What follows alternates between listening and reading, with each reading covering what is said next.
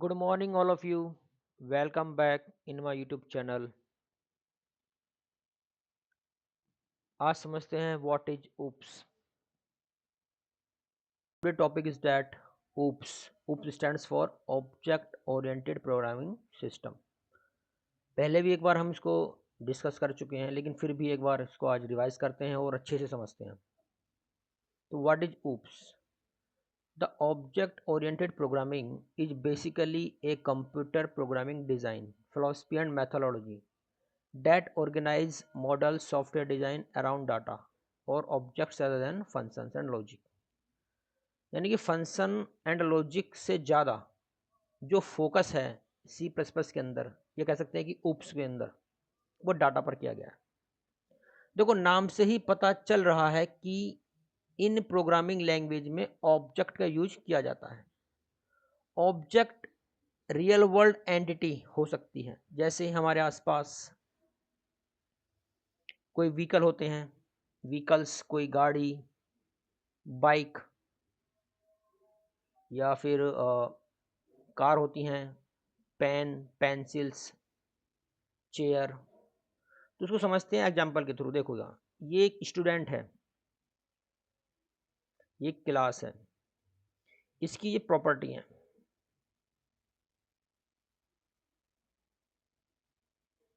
और जिसका बिहेवियर है. बोल सकते हैं कि मेथड बोल दो या फंक्शन भी कह सकते हैं. तो ये मोबाइल, व्हीकल्स, कार, या कोई ये हम लोग हैं, स्टूडेंट्स हैं, ये पीपल, ये सभी ऑब्जेक्ट हैं. और हर ऑब्जेक्ट की कुछ प्रॉपर्टीज़ होती हैं, उसका अपना कुछ बिहेवियर होता है, या कह सकते हैं कि फंक्शंस कह सकते हैं. तो रियल लाइफ के इन कंसेप्ट को ही ऊप्स में यूज किया गया है. ठीक है ना. Various types features are available, या कंसेप्ट कह सकते हैं OOPs, like abstraction, encapsulation, inheritance, polymorphism, data hiding, class, object. तो देखो, ये एक स्टूडेंट है, इसकी कुछ प्रॉपर्टीज़ हैं, जैसे कि नेम, एज, कलर, इसका मेल फीमेल, बिहेवियर है eating, drinking, running, wake up, sleeping. ये क्या सब उनके मेथड्स हैं इन रियल लाइफ. तो इन चीज़ों को ही उप्स में क्या है, यूज किया गया है. और इसको समझते हैं. देखो, सम अवे सम फीचर्स ऑफ उप्स. वैसे फीचर हम पहले भी देख चुके हैं, लेकिन फिर भी एक बार इनको देखते हैं, स्टडी करते हैं प्रॉपर तरीके से. फर्स्ट है simple. It is simple language. Means that large programs can be broken down into logical parts, and in other words we can say that C++ is a structured programming language so that users can break the program into parts by using functions. क्या मतलब हुआ? मतलब एक simple language है, क्योंकि इसमें जो बड़े बड़े प्रोग्राम हैं वो छोटे छोटे पार्ट्स में डिवाइड किए जा सकते हैं, और built in functions, data types and classes भी हम यूज कर सकते हैं. सेकंड देखते हैं main. A function is a minimum requirement for a C plus plus program to run. यानी कि ये कहता है कि जो सी प्लस प्लस का जो प्रोग्राम है, उसमें कम से कम एक फंक्शन तो होना चाहिए, और उसको बोला गया है यहाँ पर मैन फंक्शन. देखो, ये है. यदि आप मैन फंक्शन यूज नहीं करेंगे तो कोई प्रोग्राम नहीं बना सकते, ये मतलब है. मतलब ये बोला गया है कि a function is minimum requirement for a C plus plus program to run. तो मतलब ये होता है कि सी प्लस प्लस के किसी भी प्रोग्राम में कम से कम एक फंक्शन होना चाहिए, और वह फंक्शन कहलाता है मैन. तो उसका मतलब होता है कि बिना मैन के हम सी प्लस प्लस का कोई भी प्रोग्राम रन नहीं कर सकते. ठीक. सेकंड देखते हैं, third, invention place. C and C plus plus have invented in the same place AT&T Bell laboratories. ये पढ़ा भी होगा, जब हमने सी लैंग्वेज पढ़ी थी तो वहाँ भी ये आया था. अच्छा, फोर्थ देखते हैं कि not purely object oriented means that we can write C++ code without using classes and it will compile without showing any error message। यानी कि जो C++ का जो प्रोग्राम है उसको हम विदाउट क्लास ऑब्जेक्ट के थ्रू भी बना सकते हैं, लिख सकते हैं और उसको कंपाइल भी कर सकते हैं, कोई एरर भी नहीं आएगी।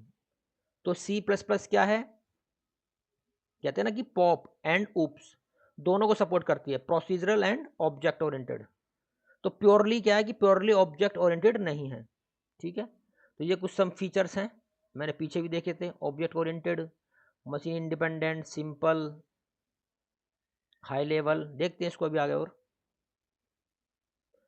Rich library support means that it has a rich library support, built-in libraries like IOStream, FStream, CMath, or be more than one different libraries available in C++.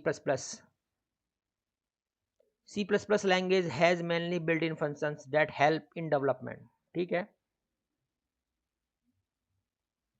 देखो इसको समझते हैं कि रिच लाइब्रेरी कहता है कि इन लाइब्रेरीज का यूज करके हम फंक्शंस इंप्लीमेंट कर सकते हैं which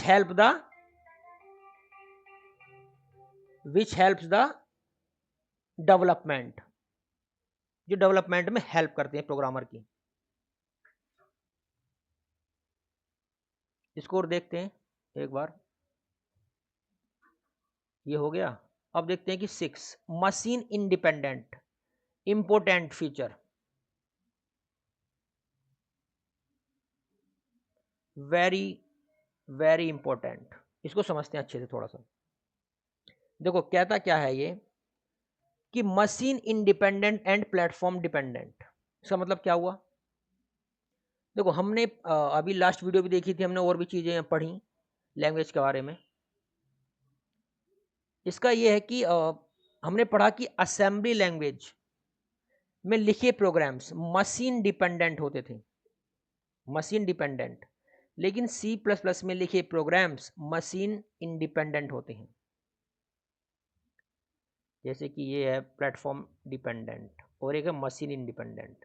मैंने बताया था लास्ट वीडियो में कि मशीन का मतलब है कि सिस्टम आर्किटेक्चर, उसका जो इंटरनल हार्डवेयर है, प्रोसेसर, मेमोरी, ठीक, तो वो चीज़ें। यहाँ मशीन आर्किटेक्चर के बारे में सोचने की नीड नहीं होती, but C++ program same OS पर रन कर भी सकते हैं और नहीं भी। मतलब कि कंपाइल्ड प्रोग्राम जो है हमने लिनक्स पर, मतलब कि कोई हमने प्रोग्राम बनाया C++ का, और वो जरूरी नहीं है कि मतलब कि वो विंडो यानी कि 7, 8 या 10 पर रन कर जाए, कर भी सकता और नहीं भी। तो ये इंपॉर्टेंट है यहाँ पर। तो बात करते हैं speed of execution. It's a compiled language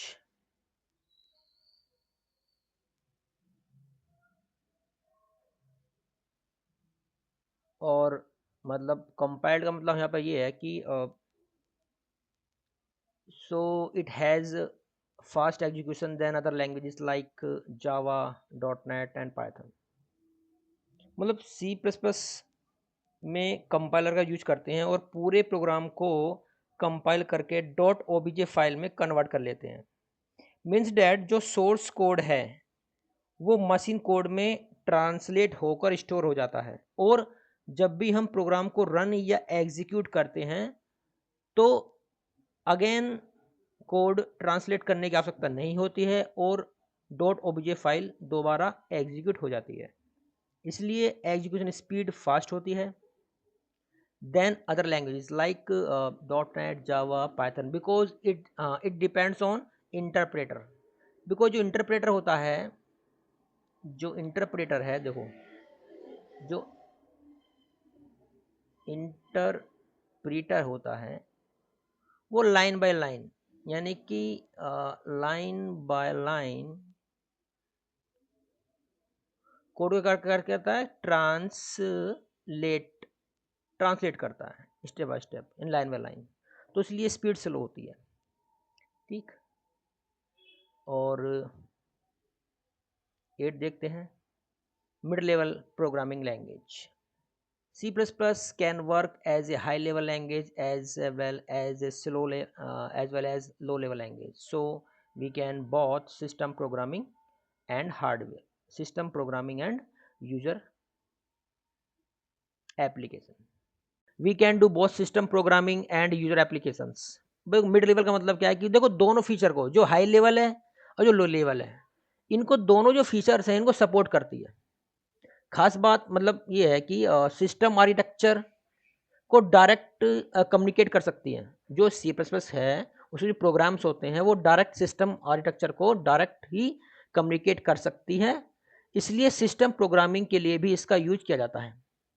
जैसे कि यहाँ पर दिखाया गया है, देखो सिस्टम प्रोग्रामिंग ड्राइवर्स हैं मदरबोर्ड के एंड हार्डवेयर जो मदरबोर्ड होते हैं, कर्नल्स होता है, नेटवर्किंग होती है। यूजर एप्लीकेशंस में आपके media players, games, photo viewer and इनके अलावा भी बिजनेस एप्लीकेशंस, कॉमर्शियल एप्लीकेशंस भी हम सी प्लस प्लस का यूज किया जाता है। तो ये इंपॉर्टेंट फीचर हैं इसके। आगे देखते हैं नीड ऑफ ऊप्स। देखो नीड ऑफ ऊप्स की मैं बात करूं, एक मोटी मोटी भाषा में आपको समझा दूं इसके बारे में कि रियल वर्ल्ड जो एंटिटी है हमारी, जो मैंने बात करी थी कि पेंसिल, कोई चेयर, कोई व्हीकल, तो ये क्या है कि इनका यूज किया गया है। ठीक है, तो रियल वर्ल्ड एंटिटी को इसमें ऊप्स के जो कंसेप्ट हैं वो किस पर बेस्ड हैं, रियल वर्ल्ड एंटिटी, यानी कि जो हमारे आसपास की जो वस्तुएं हैं जो हम देखते हैं, जिनको हम समझते हैं, वो सब क्या है, इस पर बेस्ड है। इसलिए ऊप्स कंसेप्ट एवरीवेयर यूज, हर जगह इसका यूज हो रहा है, हर लैंग्वेज में, क्योंकि मोस्टली जो सॉफ्टवेयर बन रहे हैं वो ऊप्स बेस्ड है।